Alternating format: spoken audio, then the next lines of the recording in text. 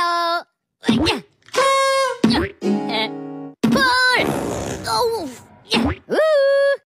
Ya.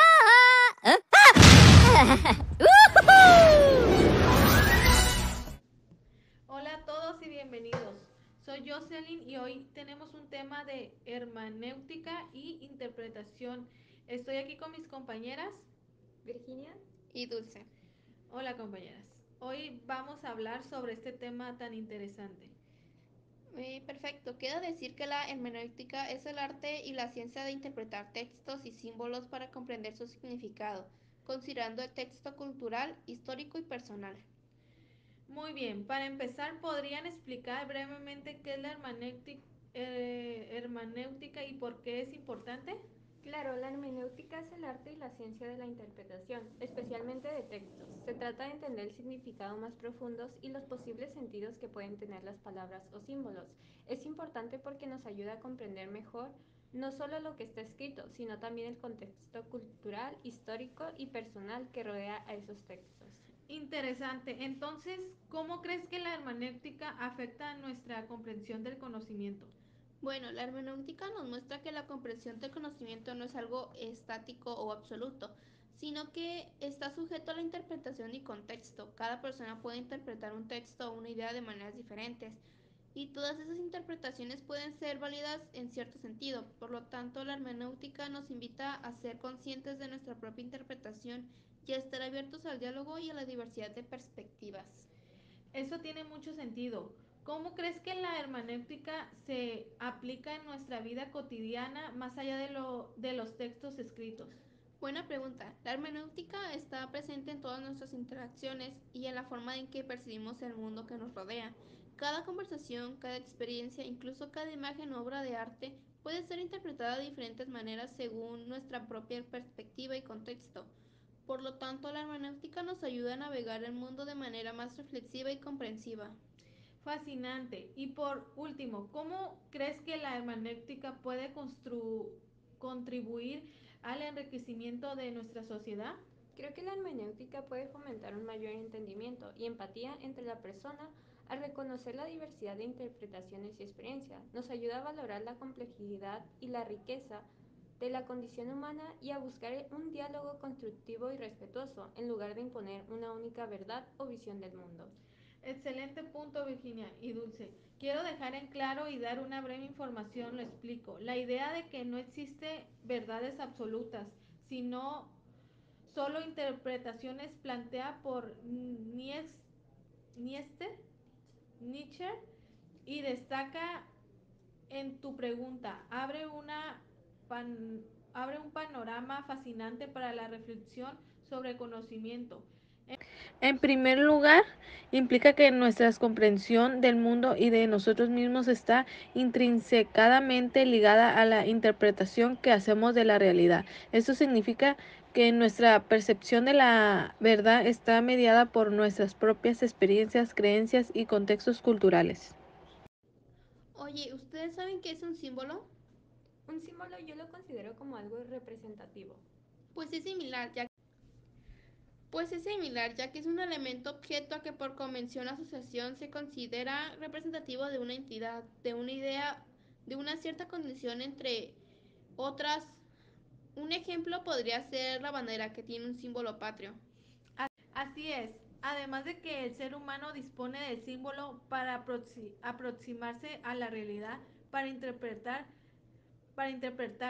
ya que no puede comenzarla directamente justo a su función social. Es muy importante, pues tiende a unificar conciencias. El lenguaje, el mito, la religión y el arte constituyen una red simbólica, ¿no? Pues los sistemas simbólicos conforman la cultura como segunda naturaleza del ser humano. Sí, así es. Además de que Cassier hace la distinción entre signos y símbolos, ya que son cosas bastante diferentes. Es cierto, ya que al mencionar que es posible observar en los animales respuestas a signos y señales, mientras que para el ser humano coordinar y reaccionar ante símbolos es su peculiar facultad, y a lo simbólico designa el común denominador de todas las maneras de dar sentido a la realidad.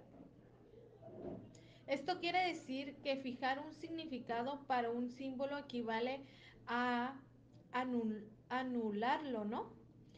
Puesto que si pudiera tener un significado, no habría necesidad de interpretación en torno al símbolo.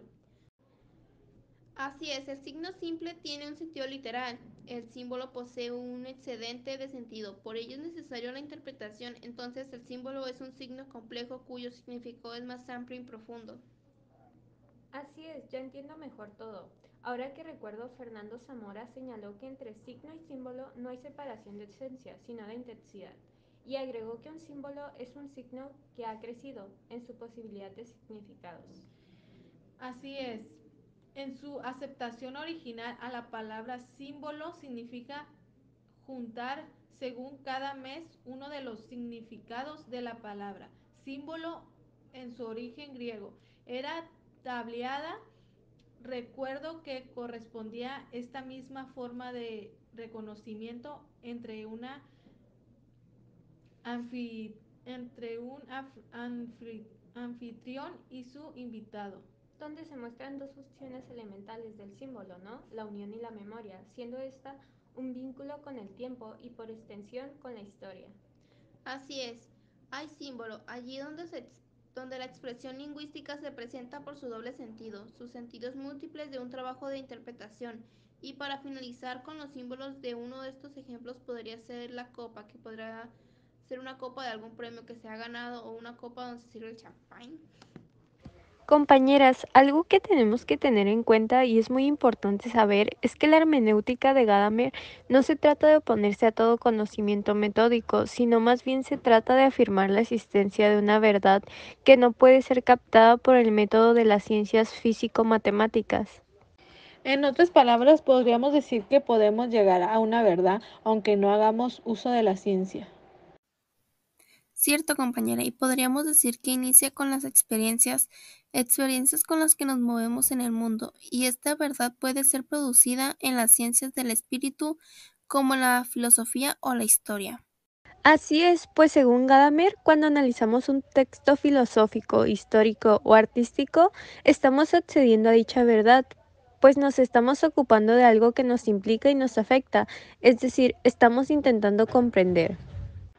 Es muy importante decir que para Gadamer, cuando nos intentamos comprender al mundo, también nos estamos intentando comprender a nosotros mismos.